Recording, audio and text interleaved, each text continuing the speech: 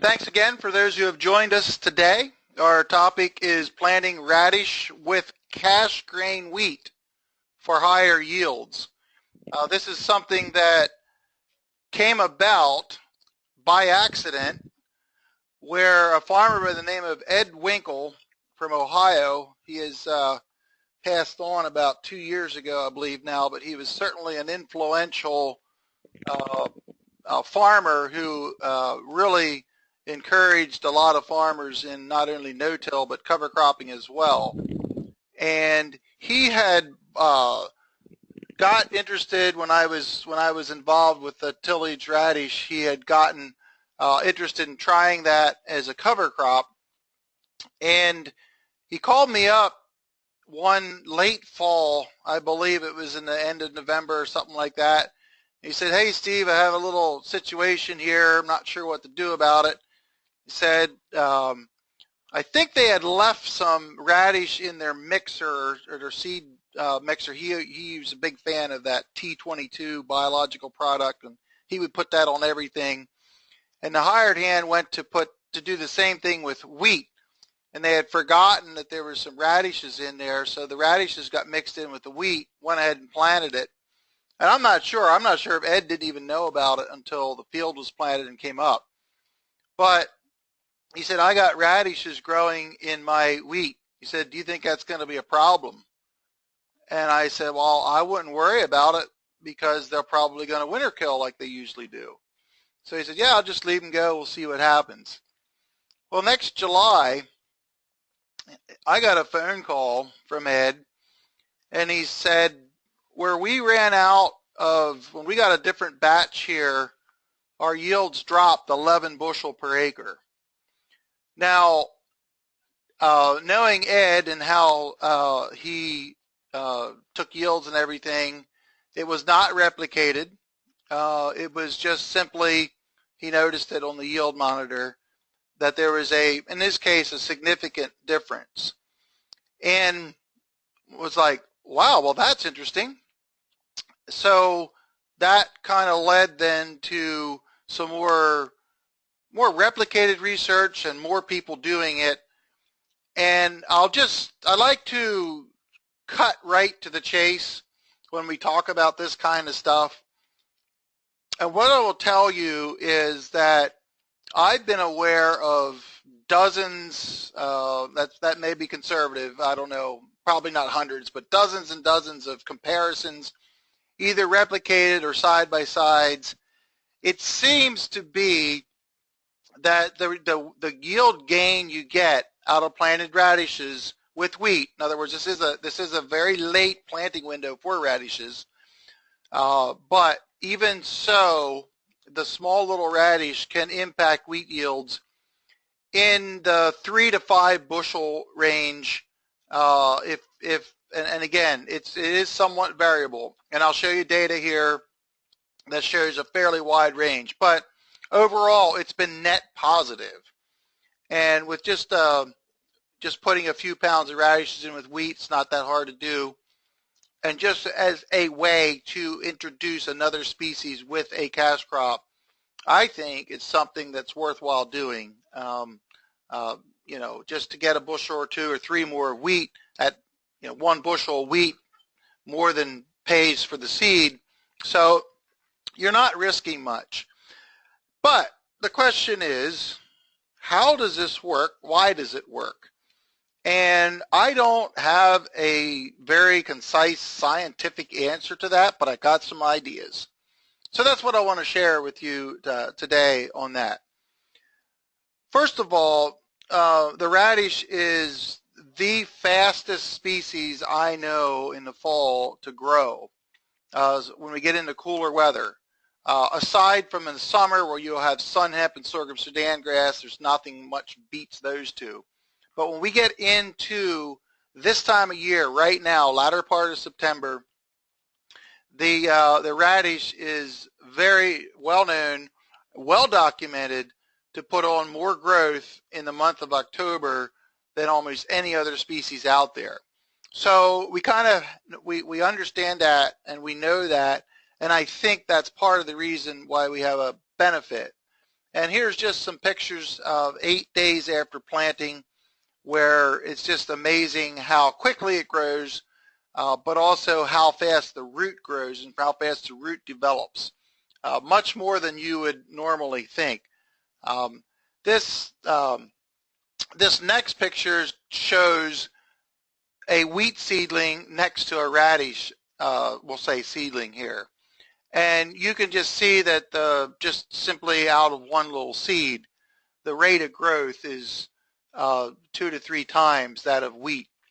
So some of the theories here is that the radish gets down quicker and deeper and soaks up some nitrogen that might be there in the soil and then gives it over to the wheat in the spring, particularly at dormancy break when wheat's coming out of dormancy. I got a pretty cool picture from Joel Groover, someone that I've worked with since 1995. He was an intern for Dr. Ray Weil, a graduate student, I should say, and spent a couple years here in my farm doing some research on cover crops for quite a few years. This is a picture of a radish that was planted late September at the very end of the planting window. Picture was taken in early November, but full 36 inches of root in that time. So knowing that these radishes have the ability to do this, I'm convinced is some of the reason, because they're not only getting nitrogen down in there, but they're getting sulfur as well. Radishes are well known to be able to scavenge sulfur and to bring it to the surface. And it's also well known that wheat needs sulfur and benefits from sulfur in our soil. So I think there's a small nitrogen effect. I think there's a small sulfur effect. Now, having said that, when you're taking yields and so forth, that effect could be wiped out depending on how aggressive you are in your spring nitrogen management or even your fall nitrogen management for wheat, or even sulfur as well. So I think probably this practice might be the most of the biggest factor might be just, I'll call it the biological effect, which is just because there's synergy of a different plant species there. I think there's a nutritional effect, sometimes greater and sometimes less, depending on how aggressive your fertility program is. And I would say the only way to know that is to do a little testing on your own farm, because I don't think there's going to be a hard and fast rule that says if you plant radishes, you can reduce your nitrogen by 15 pounds per acre or whatever. I don't expect that to come out of this. That's something I think that each farm would have to determine how that would go. Another thing that I think supports this notion of what radishes can do is some of the corn yield data that I've been able to do. And when you look at this here, late planted radish, here, if you look on the bottom left-hand corner there, we had a control with no radish, then a September 20th planting a radish, and then October 9th, which is late. That's late, that's very late in the year. And those radishes don't even get a tuber the size of a pencil. I mean, not even close. It's just almost a taproot, that's about it. But I have seen this and I've heard this from multiple people, where even if you look down across the bottom there, these aren't very impressive yields, but nonetheless, we got an 8 bushel increase over the control where we planted those radishes that late. I certainly wouldn't promise that this is going to happen every year. It does depend on the fall, but I've heard it enough, I've seen it enough in my farm to believe there's a factor there. And again, it's obviously not a compaction alleviation factor. I think it's subtle things. Again, it goes into that's the biological effect of having a brassica in the soil before corn. There's just something that seems to be helped with that.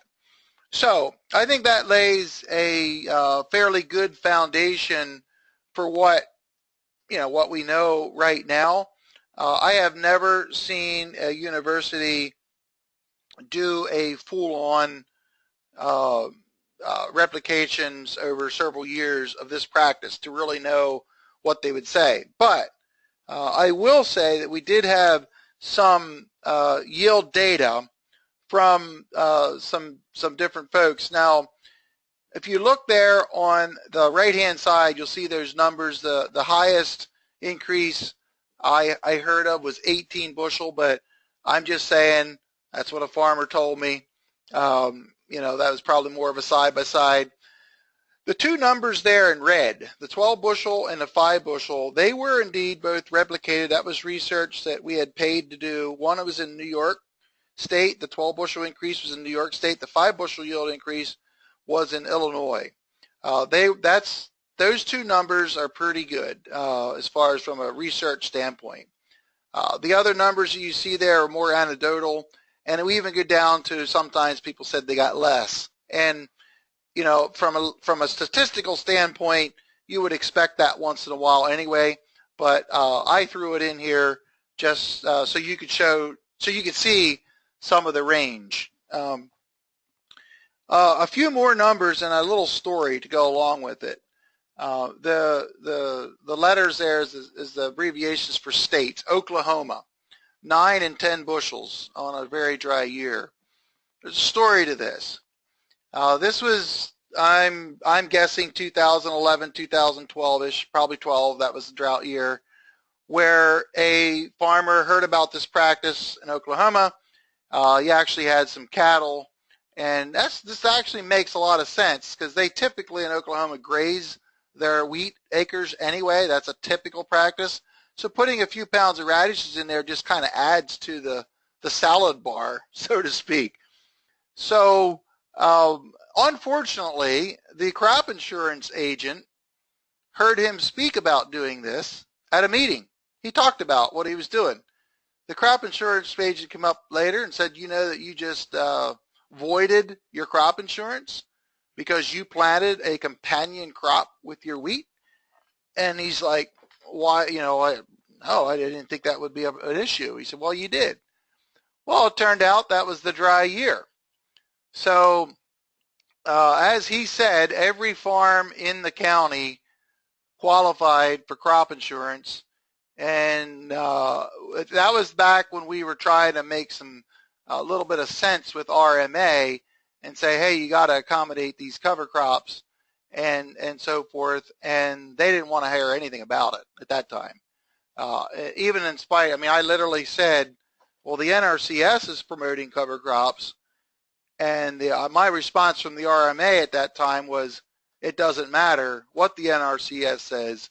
This is not in our rules. We're not going to support this because he just violated his contract. Well, the good thing about that whole story is that set in motion a dialogue with the RMA about cover crops and crop insurance. And I got to tell you, to date now, the RMA has certainly been headed in the right direction. So even though it was a little shaky at start, when cover crops started getting on the scene, the RMA is headed in the right direction. Of course, not fast enough for us, but nonetheless, I gotta give it to them. They're headed in the right direction. So that's just a little story there that was maybe one of the spark plugs to get RMA's attention, that these cover crops maybe aren't as bad as they thought. Because guess what? He had 2 fields, and they yielded 9 and 11 bushels higher from where he did not have the radishes. When it was all said and done, he made more money than his neighbors did by taking an insurance claim. So guess who was laughing at the end of that? So that turned out to be a kind of a little bit of an unofficial case study that caught the attention of the powers that be, and I was involved in that at the time. And just a little interesting tidbit there of you know what kind of went on in the history of it. So Ohio is a 7 bushel increase. There's some Pennsylvania numbers there, 6.3, 3 bushels. Illinois 2.5. Just throwing some numbers up there. And there's lower ones there, I would say, is more what you're going to expect. So again, a lot of variables and so forth. But basically what I am saying from what I've heard is a 3 to 5 bushel yield increase. And yes, some years you'll probably get 0. But hey, for spending what's radish seed costs now, it's like $1.50, $1.70 a pound or something. Less than a bushel of wheat, even though wheat's cheap. You could still, it's well worth the risk. And aside from just yield increases, I think there's a subtle biological and soil health impact there that's going to help as well. So one thing to note, that there are certain areas of the country that this did catch on. I know there were some dealers in Wisconsin that were actually pre-mixing radishes with wheat, and they were providing that as a service for their farmers. So I know that there was thousands of acres went out like that. I haven't really kept up with that to see what's happening now on that front, but I know that had occurred. So through this little interesting thing here, there's certainly was some happy farmers out there, and I wanted to show this picture here. This is someone from my area, but also the gentleman on the right is Frederic Thomas, and I talked about him last week. That's who hosted most of my trip in France 2 weeks before what I talked about the past webinar, what I'm going to be talking about next week, my trip to France. But Frederic, when he visited me, I took him around to some local farms here, and one of them was where radishes were planted with wheat. This field here, I would say, is maybe a little heavy with radish. It looks a little heavy to me right now, but I think he was getting 5 to 7 bushels out of that. So, if you're in the area where the radishes winter kill, no big deal in the spring, but they're not hard to take out with herbicides either in wheat. Now, I put this picture in also because in France, they're doing some similar concepts. And this really intrigued me when I was in France the first time in 2008, where they're mixing different cover crop species with their oilseed rape. Oilseed rape is one of their top cash crops in the country of France, and it's used mainly for oil production. But the nice thing about oilseed rape is it's planted the end of August, so there's plenty of time to plant significant amount of other cover crops with it. And what they were doing was planting cover crops that were going to winter kill, and the oilseed rape will come through the winter. So it just gives you weed control, give you a little nitrogen production, and again, you get that mixed species effect. And even just 2 weeks ago, I was there, when I was there are actually companies now, cover crop companies, that are selling what they call a companion mix. It's a mix of cover crops, like fava beans, and there's just some other ones there. I kind of forget what they are right now, but they're selling a companion mix that's designed to be mixed with their cash crop. Now, with wheat, our options are limited more typically because it's planted later in the year, but the principle is still the same. And so anyway, it's just kind of interesting to see some of the ideas that are out there. So planting 2 to 3 pounds with wheat is pretty much the standard and recommended rate to do this. If you get 4 pounds of radish, you're going to risk smothering the wheat. So you want to stay under 4 pounds. That's why I say 2 to 3 pounds is all you want, because the radish, as I indicated earlier at the beginning, they will indeed grow faster and shade out the wheat. So I'm going to open it up now for any questions that you may have on this.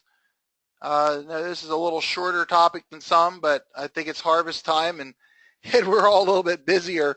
But if any of you have any questions, you want to type them in, I'll allow everyone to be on here if they want to. Just open up your microphone and ask the question about this topic. Then after I explain what next week is, then we'll open up to any cover crop questions. So are there any questions you have about putting radish in with wheat, or experiences that you may have tried this and what occurred? Anyone have any questions or any comments?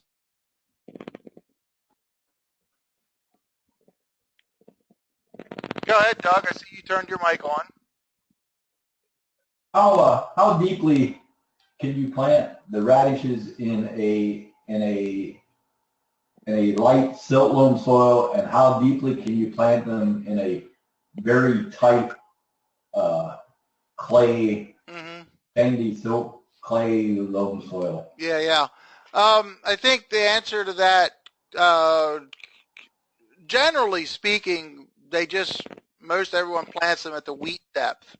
That being said, if you have a tighter soil, and I would say one that may not be quite as healthy yet, is an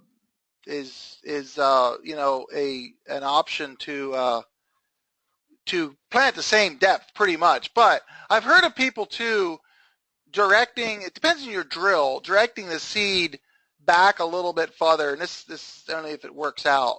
If you can direct the seed back further, and so it doesn't go quite as deep. So, Doug, the answer to your question is most people are putting the radish in at the same depth, and I have enough experience with radishes. They're really tough. And when you have warm soils like we do in the fall, the general answer is whatever your wheat depth is, they will work. So, yeah, Dan, I see you have a question here for me. Did you want to show something, or I don't know? You can. I'm not sure if I can do that on the fly here. What you're asking me about presenting something? No, I've got a question. Can you hear me? I can hear you. Go ahead. Ask the question. All right. My question is, I had an idea to plant radish as the initial crop and then go in and interseed between it later with wheat on a lower density, because I've seen wheat in really good soils make as many as 50 tillers per plant. Yes.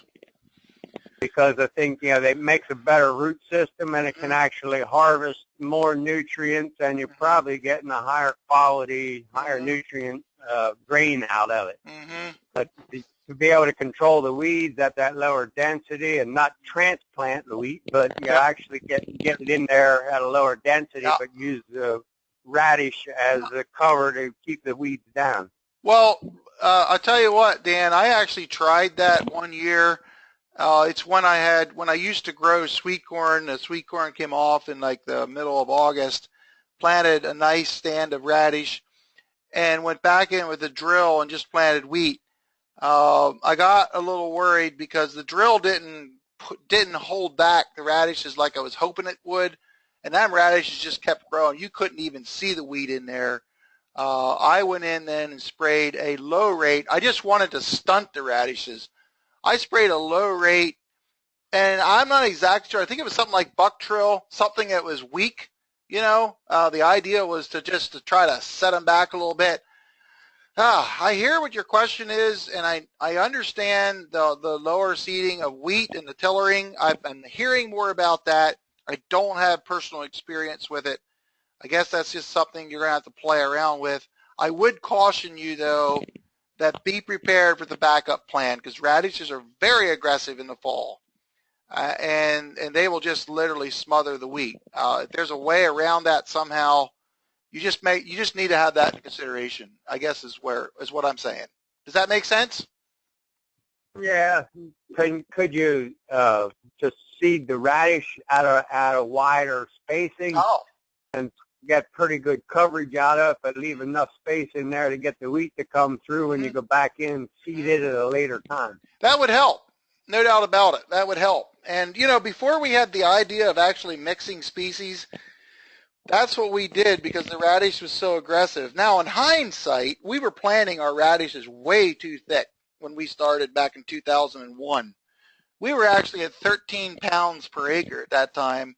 And, of course, everyone was raving about the weed control they gave. Well, no kidding. 13 pound per acre radish is going to give you good weed control. Then we couldn't grow oats with it because the radishes would overtake them. So then we split the drill where at every other row, radish, oats, radish, oats, radish, oats, and we kind of did what you are saying. We left room for it to grow, and then we thought, well, why don't we just mix them together? And, you know, in hindsight, or like right now, that's crazy that we didn't even think about that at first. But I never thought of mixing seeds together. That's not the way I was used to thinking back in the day. Yeah. And so what you just suggested there could be some room for that. There again, you're going to have to play around with that and rates and all that kind of stuff. You might be onto something, but that's, you know, one of those ideas that I wouldn't try your whole wheat crop the first year doing something like that. That's for sure. One other question: how much carbohydrates are the radishes throwing off into the soil to improve soil microbiota, and which then in turn, you know, helps that wheat, you know, get more nutrients. So that's why the yield is increasing. Well, I'll just tell you, Dan, I don't know the scientific answer to your question. That's just not my specialty, that kind of answer. Is there anybody else on here today that could give maybe a little bit more of an explanation of more data or numbers to back up that? I mean, just feel free to speak up if anyone has any insight into that. But and that's why I said earlier in my conversation here that I put that into the category, that's the biological effect, you know, whatever that is. So I don't know. Is there anybody else that wants to comment on that? Okay. Anyone else have a question about the radishes and the wheat? Steve. Yeah.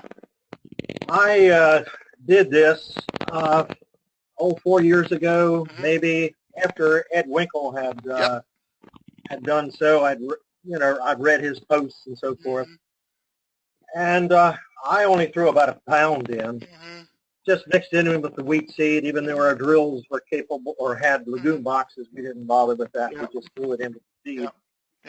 And hey, I didn't see a lot of radish come up in the fall. Maybe I didn't look hard enough. Okay. But we don't plant wheat much before the 10th of October. Right. So I know we're getting, hey, if we do get any germination, we're not going to get a lot of growth. Right. Right. So I didn't think much about it. Next year we combined the wheat, and of course I didn't take any yield tests or anything like that. But we planted green beans as a double crop after the wheat. And when the green beans were harvested, every now and then a great big radish tuber would show up in the green bean load. Yeah. And the doctors would look at it, you know. Yep. They didn't reject any loads or anything like that. But I'm still trying to figure, okay, where did those radishes come from? Yeah. Did they overwinter because it was a fairly mild winter, the previous winter? Or did they not germinate in the fall, but rather germinate in the spring and then grow as the wheat was growing? Well, I could say it could be both. I do know, and I've enough experience with radishes that they can germinate in the spring. They just don't germinate in the fall. That's a very, very, very low percentage that does that, but it certainly can occur. The other thing I will mention is that young radishes are harder to winter kill. There's clearly a difference between mature radish. When the tuber's coming out of the ground, a couple nights in the low 20s takes them out, but it has to be in the low teens to take out a smaller radish. So maybe it did survive, or maybe it did grow in the spring there. I'd say either or is possible. Okay. Other questions? Steve, this is Jim. Yeah. I would just make a comment. We had tried putting radish with our wheat back 3 years ago now, maybe. Not in all of our acres, but in enough of acres to find that we really did not see any significant yield advantage to use them. What I don't know for sure is what it would have done for improving, soil health. Sure. But I think there is something to be said about the nutrient quality of your soil and what effect you will have from things like radish. Yeah. And I'm feeling that maybe, this would be a practice maybe to use in some lower fertility conditions rather than, some of your top-notch ground.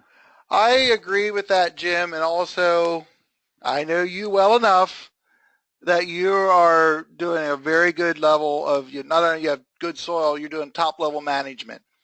And I really would, so I'm commending you for that, but I would say the chance for seeing a yield increase for you is probably smaller because of what you just said, and I know your management's high. So that being said, there again, it's just one of those things that if you want to do it, you're certainly not hurting anything. But maybe in poorer ground, or if someone's not as aggressive in their nitrogen and sulfur applications, you might see more of an effect. I totally think that's a possibility. Right. So, anyone else? Comments, questions about radishes and wheat? Steve, when you put up that slide with your rate of 2 to 3 pounds of radishes with wheat, it caught my attention immediately because I know how competitive radishes can be with wheat. We planted some in late August one year, cover crop now, not as commodity wheat. Right. And radishes, this was 5 pounds now of radishes. Okay. The radishes smothered out most of the wheat. Oh, yeah. If you would I look at this now, we are planting a month later. Yeah. Now, or maybe even into October. Yeah. Where radishes are definitely not going to be nearly as competitive with the cereal grain.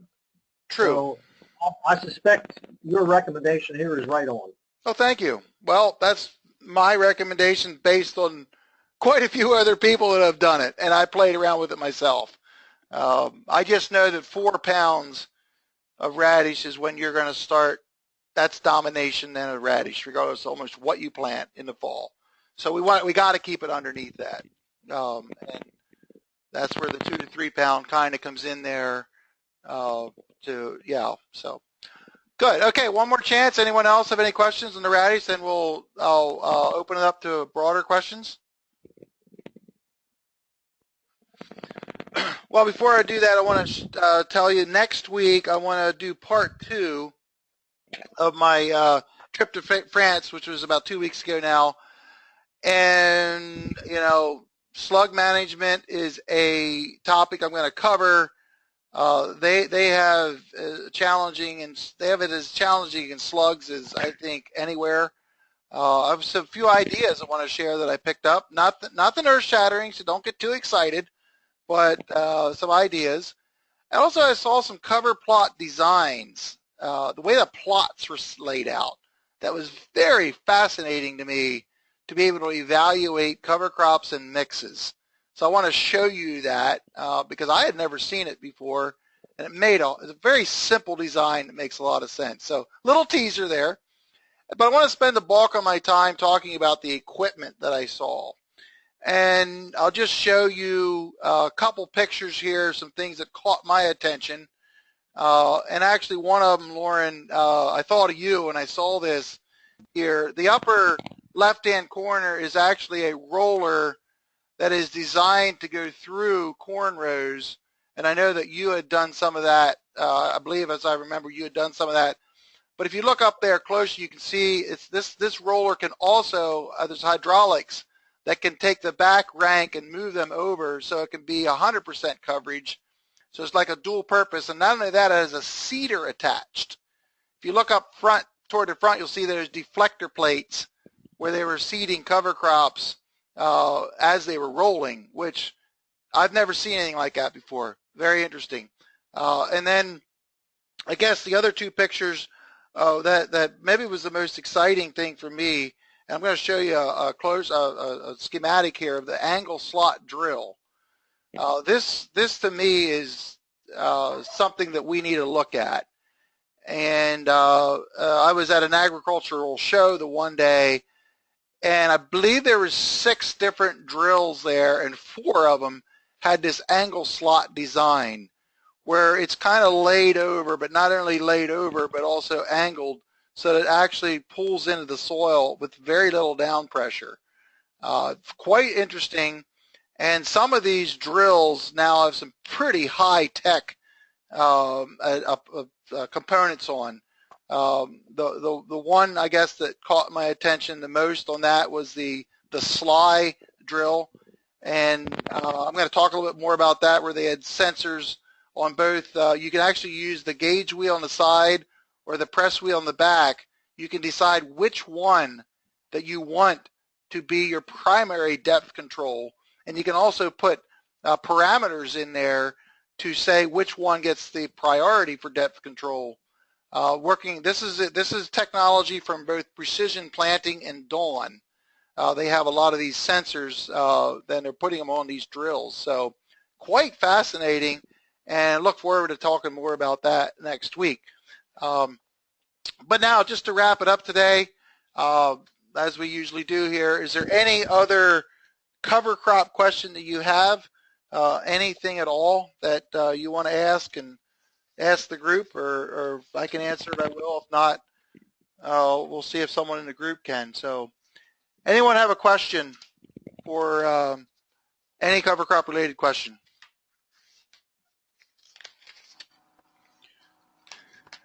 I'm not going to wait too long, so. Yeah, this is Doug. Go ahead, Doug. This is Doug. Yes. For just not into wheat, but just cover cropping. Mm-hmm. The how late?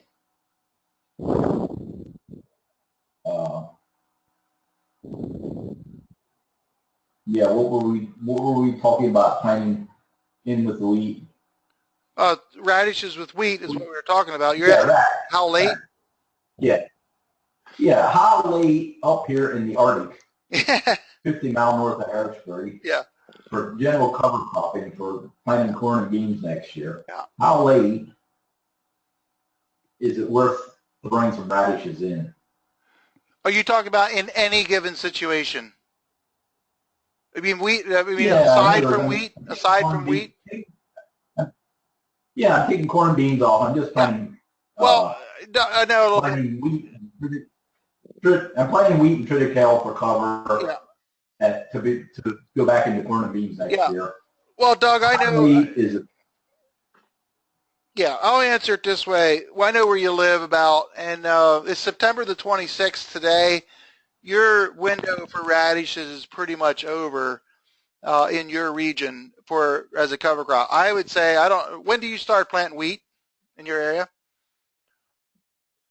Or don't you plant wheat? No, I don't plant wheat. Oh, okay. Well, if you would plant wheat, I would say you got the first 2 weeks of October to use radishes with wheat. And I might just flip right back to our topic today. If you're planting wheat late, then I would really question the value of adding radishes. I should have said that in the topic, but more on the early side, it just makes sense. You're going to get the benefit. So, but in answer, Doug, where you live, I mean, you could potentially get a frost now pretty much any time. It certainly doesn't feel like it today, but statistically, you could get a frost anytime after the 1st of October, right?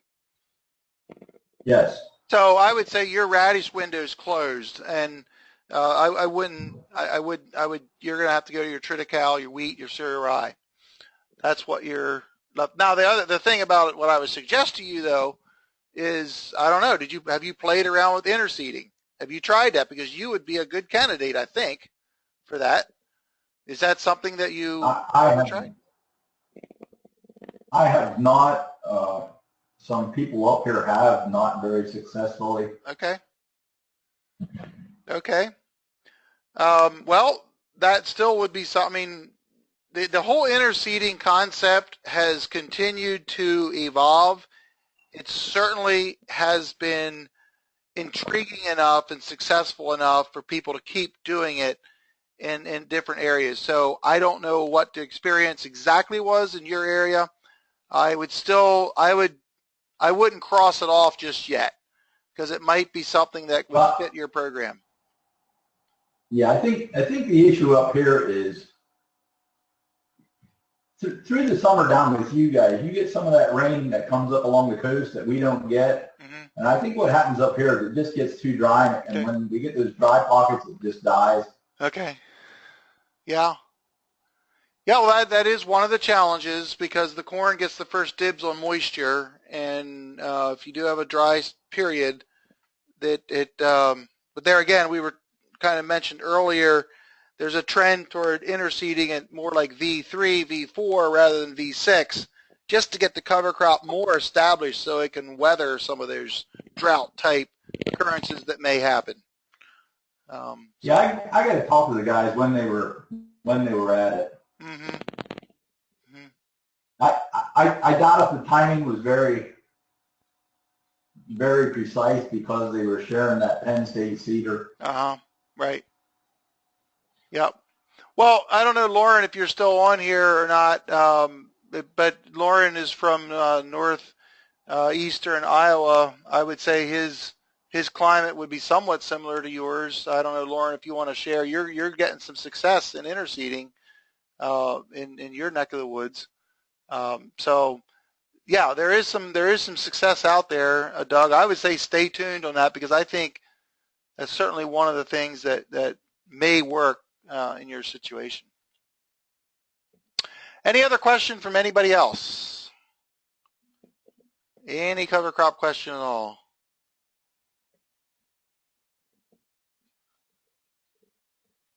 Okay, one more time. Any other question? Anything you're thinking about you want to ask? Well, if not, thanks again for your attention and for being on this webinar today. I'll try to have it up here within a day so that those that weren't on it can do it later. Look forward to seeing you on either the Facebook group or seeing you next week. In the meantime, have a safe harvest, and thanks again. Thank you, Steve. Yep.